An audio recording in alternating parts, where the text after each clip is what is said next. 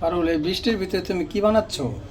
এই বৃষ্টির ভিতরে এই যে এখানে আছে আলফা গুড়, বুঝছো? এই যে আলফা গুড়, এই যে পাক দিতেছি। আর এখানে আছে এই যে চাইল ভাজা আর চিরা ভাজা, ও বুঝছো? এটা দিয়া মুয়া বানাম, মানে বসে বসে চাবামু। আমার শাশুড়ির কাছ থেকে শিখছি এটা। ও, তাহলে তো মায় তো এগুলোই করতো বৃষ্টির দেখলেই। যখন বৃষ্টি আসতো, আকাশ চমকাইতো, তখন মায় করতো কি, এই চাল ভাজতো, চিরা ভাজতো, ভাইজা আমাদেরকে খাওয়াইতো। এই যে এরকম।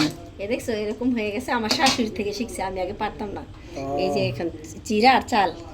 যাক, তুমি তাহলে তোমার শাশুড়ির এই যে রান্নার রেসিপিটা ফলো করো নাকি? যাক, এটা সুন্দর। আমার শাশুড়ির তো রান্না অনেক ভালো, কিন্তু আমার ননদ কাছে রান্নাটা ভালো না। আমার শাশুড়ির তো রান্নাটা অনেক ভালো। মায়ে তো এখন ওরকম ভাবে রাঁধতে পারে না। না, বয়স হয়ে গেছে কেন আমার, মা তো অসুস্থ থাকে বেশিরভাগ, পারে না। এখন তো সোহানের ছোট খুবই রান্নাবাড়ি বেশিটা করে। এটা তো মোয়া আচ্ছা, বানাবো। ও মুয়া, আচ্ছা আচ্ছা আচ্ছা।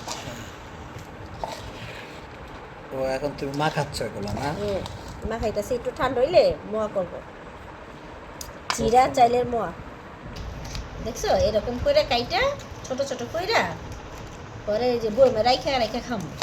আমার তোমার খাবারগুলো তো শেষ, আমি তো নিলাম পায়। বৃষ্টির মিদে বসে বসে চাবাইতে অনেক ভালো লাগে। দেখো এটা গ্যাসটা খরচ করে কম। গ্যাস বেশি বেশি খরচ করুন, বেশি বেশি করে আনবা। নিয়ে দেখো ও কেমন